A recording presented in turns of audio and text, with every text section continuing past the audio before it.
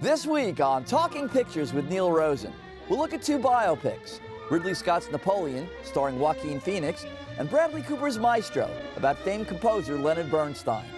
A documentary directed by Rob Reiner about funny man Albert Brooks, and the twisted, dark, satirical comedy Poor Things, starring Emma Stone, Mark Ruffalo, and Willem Dafoe. We've got all that and many more movie picks coming up.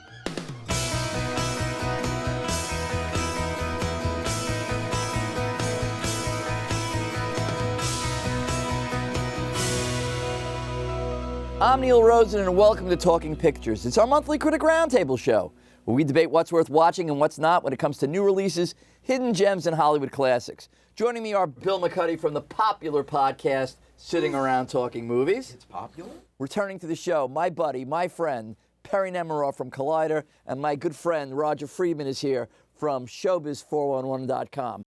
Okay, let's start out with a look at several new films and limited series in theaters and or streaming, beginning with a new biopic about French Emperor Napoleon Bonaparte, starring Joaquin Phoenix. Let's take a look at a clip. I found the crown of France in the gutter. I picked it up with the tip of my sword and cleaned it and placed it atop my own head.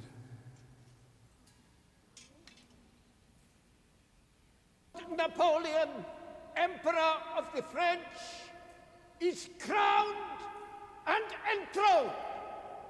Long live the Emperor! Long live the Emperor! Bill, tell us about Napoleon.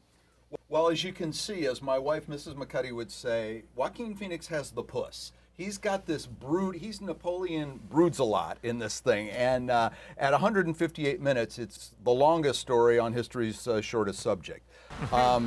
Bonaparte is brooding, as I said, and on the battlefield, that's working. The film has excitement, but they all look so much alike that Ridley Scott has added captions for each battle locale, giving us a time and a place and a date and a location, and that seems to happen every 60 seconds in this movie. The most effective battle is something called Austerlitz in 1805, where they all fell through the ice. And then off the battlefield, Napoleon is acted off the screen by Vanessa Kirby, who plays Josephine. This is They have no chemistry. a lot of, and she's. By the way, they never make anything out of the fact that he's supposed to be short. There was a whole complex true. named after it. He's on his tiptoes once, but I have to tell you, Ridley Scott never disappoints me, and I was kind of bored with Bonaparte. Perry? I have been keeping a close eye on this one for the Oscar season because basically it was this and one other movie left that would kind of fill out the field, and one of them did really well in their first screenings, and one of them, not that Napoleon got terrible reviews, but I think its reaction definitely knocked it out of a lot of the key races, whereas The Color Purple kind of soared. So I'm curious to see if it winds up getting any Oscar nominations, maybe production design and sound. So. Roger? Well, you know, Ridley Scott is a great director, and he's trying to capitalize on Gladiator, which Joaquin Phoenix was in, and the battle scenes are fantastic. Nobody knows how to do a battle scene like this. Frankly, I think Ridley Scott should have won something for The Martian, but he still should. He won't get anything this year, but he's ready for a Governor's Award from the Oscars. He's one of our foremost directors for life. On the positive side, as you said, the battle sequences are magnificently filmed.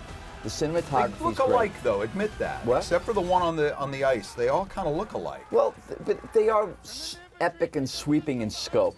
But that's it. The narrative is really boring. The movie is overly long. Aside from them looking visually nice, I mean, yes, they all kind of, other than the one on the ice, which you mentioned, they all kind of blend into one another. Then they create this narrative thing about Napoleon being this terrible lover, you know, where not willing to satisfy, Josephine at all. Now, I'm sure that's not documented anywhere. I don't know why the screenwriter decided to put that into the script, but that was kind of dopey. And I don't think, as I said earlier, I don't think Vanessa Kirby and Joaquin Phoenix have any chemistry whatsoever. Yeah, but that's in the script. She doesn't really particularly love him. She's just going along for the ride. Look, there's a lot more worse with. I think there's more that needs repair in this thing than you're even mentioning. At 2 hours and 40 minutes, I wish it was a lot quicker. Maybe like Napoleon's lovemaking sessions with Josephine. And to quote the New York Post, Water loser. Anyway, let's move on. Roger? Maestro. Let's talk about You it. never would have thought that the star of the Hangover movies was going to turn into one of our best directors, but somehow this has happened. And first we had Bradley Cooper directing A Star is Born and sort of creating the whole thing, and of course everybody was shocked that it was so good because he's a nice guy, but who would have known? And now he's done this movie about Leonard Bernstein. And as we said before, he composed it very well, and he's conducted himself very well. The movie is about the great conductor and composer Leonard Bernstein. And Leonard Bernstein had a very tempestuous personal life because he was gay or bisexual. He married a woman but continued to have affairs with men, even as he produced children with his wife. And this movie is about the marriage and about how strange the marriage was during his rise to fame as a composer and conductor of West Side Story and conducting symphonies around the world. And the story, I kept thinking when I was watching it, well, the children of Leonard Bernstein and his wife approved this movie, and I kept thinking, well, they're really getting their last revenge on their father now, because he comes across as kind of a rat to his wife, who's played by Carey Mulligan, and she is luminous in this movie. She's the best thing in it. Well, he's very good.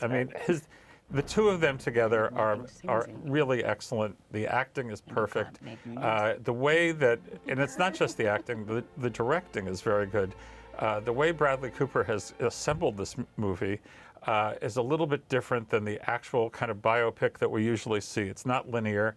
And after you've seen it a second time, you sort of realize the genius behind it. My only complaint about it is that it's only about Leonard Bernstein's sex life and smoking. There's a lot of smoking. But it's only about the marriage and about this situation. So you don't really learn too much about Leonard Bernstein's other life, which was very involved in politics, in civil rights. He had a whole other kind of subtext that's very important to his biography and that you would never know from watching this movie. Listen, I agree with you 100% about the fact that, look, Bradley Cooper, it's an amazing performance. Here's the thing. I mean, pun intended, it's one note. I mean, I think the movie is a real disservice. I mean, yeah, great performance on Mulligan and Cooper's part, and the cinematography, it looks great, but there is so much to Leonard Bernstein. I mean, he did the young people's concerts. I would have loved to have seen a scene about how he worked with Stephen Sondheim and Jerome Robbins and Hal Prince conducting West Side Story. Or writing Candide. But guys, that's a mini-series. We got what we got, No, and what we got is a masterpiece. What we got is a very, very, very good movie. A very, very good movie. And I get that there's a lot more to his life than what we see on screen in the film, but it's both of their stories, and it's a beautiful story. I had high hopes for this one going in. I just didn't expect it to be such an enormous emotional wallop. And it is. His direction in this is absolutely impeccable. It's just exquisite. Every single layer is extremely thoughtful, and obviously I knew he was a solid director based on A Star is Born, but this shows his range behind the lens and really proves to me that he is capable of anything he wants as a director. True. And also his generosity. Think for a second about all the time that is devoted to a film I could easily call Mrs. Maestro, because it really is devoted to Carey Mulligan. She gets the very last shot in the movie. He's very generous with her as a director and as an actor, considering it's a biopic about a guy I didn't think I cared about until I saw this. I've loved a lot of her performances. Yes, great performances, great direction, it looks great, but other than 8-minute pieces of him literally conducting like Beethoven's 8th Symphony. Well, that's pretty good, Neil. The church sequence is hands down one of the most incredible scenes in a movie I've seen all year. Sneaking off, with his... Do you like a race car movie where they aren't driving cars? Sneaking off to fool around with guys where Carey Mulligan at first accepts it and then she gets more disdain, she has more disdain for it as the movie goes along. I think it's a disservice to Leonard Bernstein. I think there's so much to this guy's life. Oh, no, I think it's a service to Leonard Bernstein. I think Leonard Bernstein's very happy with this movie in heaven. All right, tell me about American Symphony. American Symphony, John Batiste just got a bunch of Grammy nominations. The Grammys actually saved him because he released an album in August that didn't sell one copy after winning Best Album a couple of years ago. But in the middle of all of this, there's been a sub-story of John Baptiste and his wife, who was originally his girlfriend, who became very, very ill with leukemia. And so while he was building his career as Stephen Colbert's band leader, he was also taking care of this woman, who's a very substantial person. And then she becomes very ill. And it was only right before the Grammys in 2022 that when they were promoting the first album, that it was revealed on CBS Sunday Morning that he'd been going through this, and everybody who watched this episode of CBS Sunday Morning was agog, at the story of how she almost died and how he had saved her and how they were working toward all of this. So then he left the Colbert Show and was invited to compose this American Symphony at Carnegie Hall. And the cameras come in, and it's Matthew Heineman, who's a very good documentary filmmaker. And the cameras come in, and it turns out that Suleika, who's now his wife, gets sick again, and very sick with leukemia. And so this is the story of how he composes the symphony and executes it at Carnegie Hall while they're dealing with her roller coaster illness.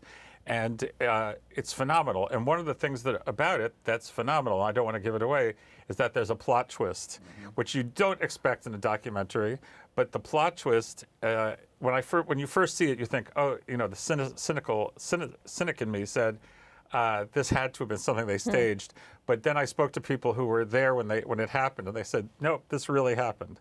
So the movie is a great surprise, and it just won Best Music Documentary at the Critics' Choice Awards. I can understand that. I thought this was phenomenal. I always say all the time that I only pay attention to the artist, never like any gossip or relationship information or real life circumstances. But I really appreciate this really intimate look at what they went through together, because it is a firm reminder that all the artists we admire out there are real people who knows what they're going through.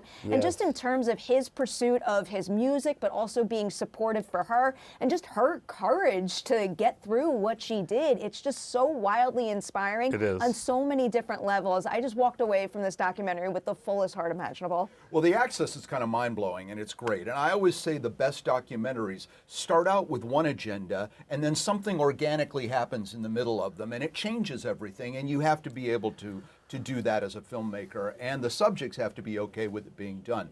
This is a really, really fine film. Our second Carnegie Hall mention of the show. We don't do that very often. And I highly recommend American Symphony. Yeah, it's such an absorbing documentary, and I only knew, before watching this documentary, like you said, I only knew John Baptiste as this always smiling guy on The Late Show with Stephen Colbert, and you just never know what's going on behind the scenes. Albert Brooks' Defending My Life is director Rob Reiner's look at the life and career of the brilliant writer, director, and comedian Albert Brooks. Let's take a look at a clip. Do you have any thoughts about what happens after you die? I don't mind being taken out of the game. I just don't want to see any more of the game. Yeah. So that to me would be agony, Yes. to be taken away, but you get a little peek and, well, Rob's still doing well. You know? And by the way, on nights you sleep and you don't dream, how do you know? What if you don't wake up? How would you know? Yeah. I mean, God, the first time I had a colonoscopy, I wanted one every day. It's like the greatest sleep in the world. And if you woke me up 1,000 years later, I wouldn't have any idea. Right. So I imagine that's what it is. Like having a colonoscopy. Yes. Yeah. A big one. Bill, tell us about Defending My Life. Well, as Albert Brooks might say, if you loved modern romance or Lost in America, have I got a movie for you? It's only a friend like Rob Reiner that would have this kind of access and could get these people to show up. No less than Sharon Stone, Chris Rock, Jonah Hill, Steven Spielberg, Tiffany Haddish, Jon Stewart, Ben Stiller, and David Letterman, who says, quote, in the film, I wanted this guy's career, which is an amazing statement. It gives us our whole career, cracking up Johnny Carson.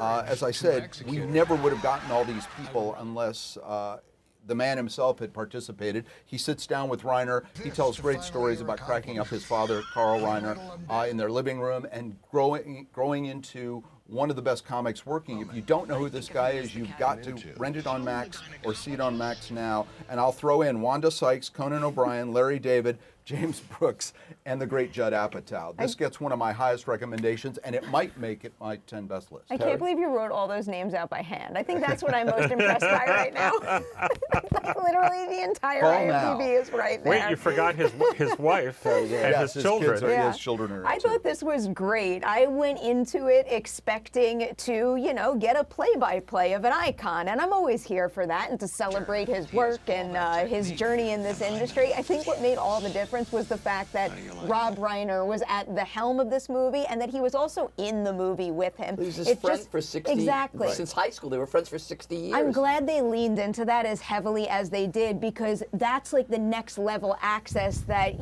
maybe a more traditional documentary, so to speak, normally wouldn't give us, and I really appreciated that. All right, I'll just say I loved it, and there's no one who's not going to love it. There were two things that they kind of missed in the movie that I was surprised about. I wrote in my review.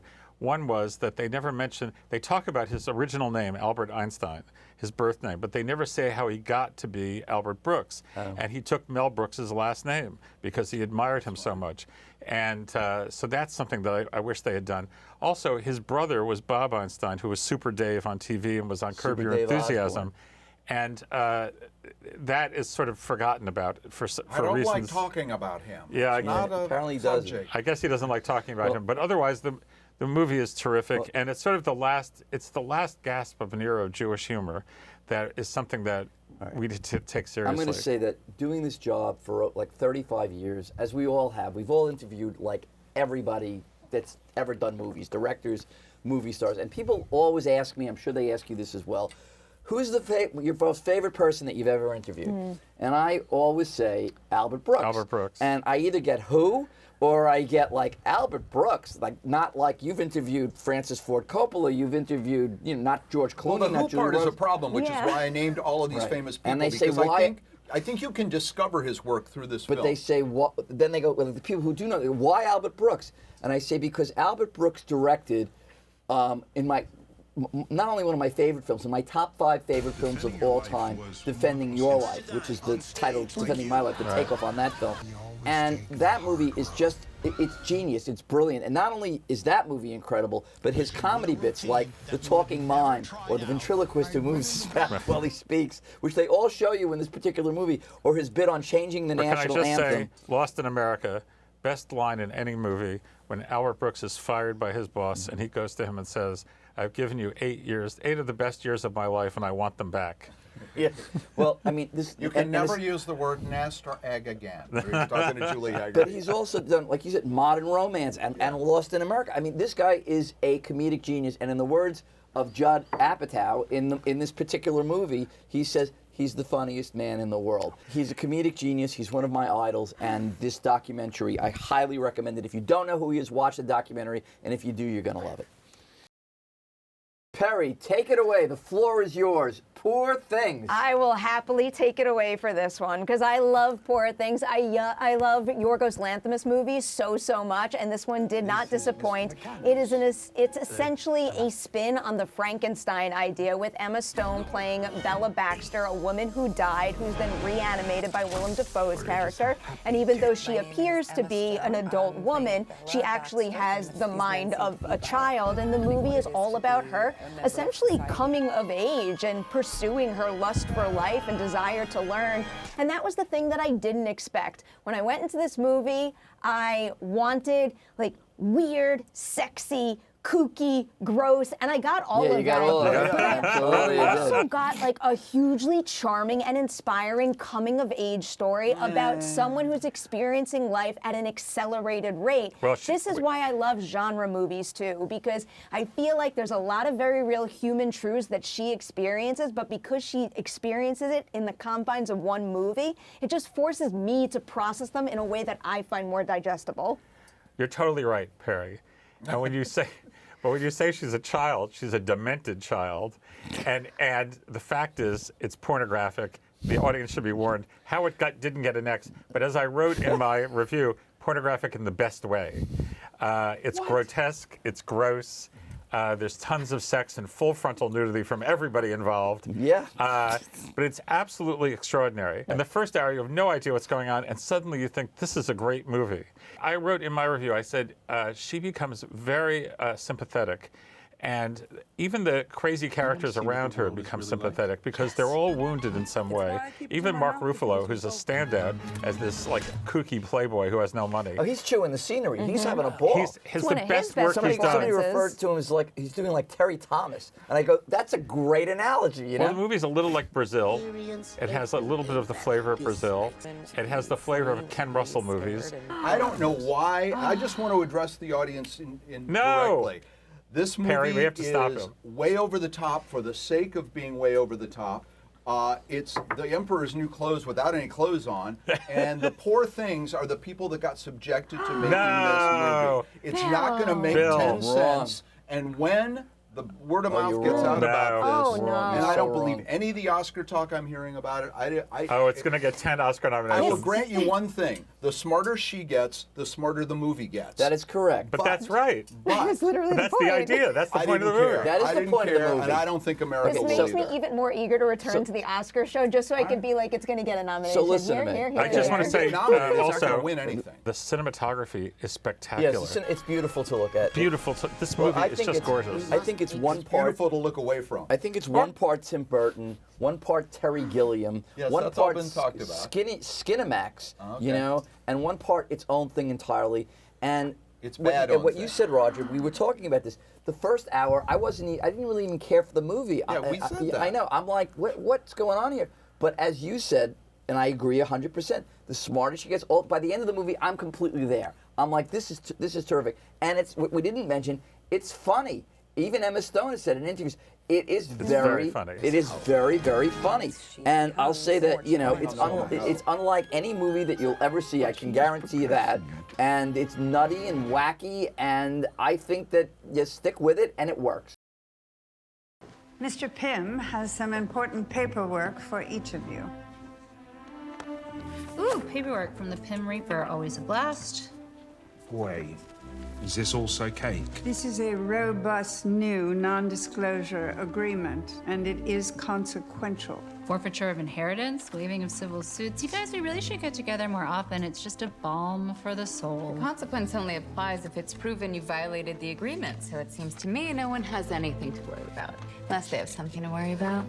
Exactly, and your father and I appreciate this display of confidence, loyalty, and family. Now sign it. That was a clip from the new limited series, The Fall of the House of Usher. It's Perry Nemiroff's personal choice as we go around the panel, as we do every month, with our critics' picks of the month. I feel so honored that you chose to play a clip from that one. I'm so excited about this. Mike Flanagan is one of my favorite filmmakers out there. I've loved every single series he's done for Netflix. I can't believe this is his last for Netflix, but The Fall of the House of Usher is exceptional, top-tier work from him. It's basically an adaptation of a whole bunch of Edgar Allan Poe stories that are all well represented all on their own, but beautifully tied together in this overarching narrative about siblings who run a pharmaceutical empire, and then all of their heirs start to die in really gruesome ways. And it's just a brilliant look into greed and extreme wealth in this world. And then on top of that, it is a highly riveting, like genre-driven watch. And for some, I think it's gonna work for literally anybody out there. It's just exceptional storytelling, period. But for someone who's a longtime fan of his stuff, this ensemble is essentially the Flana Family All-Stars. Like, pick all your favorite actors from all of his shows, and then he puts them all together in one big cast, and it just blew my mind. Bill, what's your pick? You're going to like this one because one of your favorite actresses is in it from Ozark. It's Julia Garner. This is about, it's called the Royal Hotel, and it's in a remote one-star bar with rooms upstairs in outback Australia, way outback, where men are men and women are in trouble. That is until these two women, Jessica Henwick from Glass Onion and Julia Garner, show up and start to tend bar and start breaking up brawls in a pub run by a drunken Hugo Weaving. The sense of danger and urgency is palpable, but the women ward off a lot of losers and take charge. Check into this Royal Hotel, just don't expect a mint on the pillow. What is your pick, Roger? Okay, a German film called The Teacher's Lounge is going to open in theaters only over the holidays. Every teacher on vacation from school in this country should see this movie. Leonie Besh stars, Benish stars as a teacher in a grade school, and money is stolen from her. She decides to trap the person who's stolen it. And the result is it becomes like a morality tale that unravels and involves all the teachers in the school, all the students in the school. It's absolutely wonderful. It should be definitely a nomination for Best Foreign Film. Leonie Benish is a wonderful actress who's been around quite a while, and this is the best thing she's ever been in. My pick is the 8-part limited series Lessons in Chemistry. It's set in the 1950s and early 60s, before the women's rights movement, and follows Elizabeth Zott, a standoffish loner played by Brie Larson, whose dream of being a scientist is put on hold in a sexist society that believes a woman's place is in the kitchen and not in the workplace. She's not taken seriously by the men she works for, even though she's smarter than all of them. And Elizabeth finds herself fired from her job as a lab tech, and through a strange twist of events, she's offered a job in the kitchen as the host of a TV cooking show. Her program becomes a big hit with women, and with her newfound fame, huge audience, and national platform, she sets out to teach a nation of overlooked housewives and the men who are now listening a lot more than recipes. The lessons she imparts are about female empowerment, feminism, and women's rights in a time when it was predominantly a men's world. The series combines both humor and emotional resonance. Brie Larson is terrific in the lead role, and as her love interest, Louis Pullman is also quite good. There's lots of different ingredients in this tasty miniseries, which all add up to a delicious viewing experience. Check out Lessons in Chemistry. Well, that's about all the time we have. I want to thank Bill McCuddy, Perry Nemiroff, and Roger Friedman. I'm Neil Rosen. Join us next time on Talking Pictures.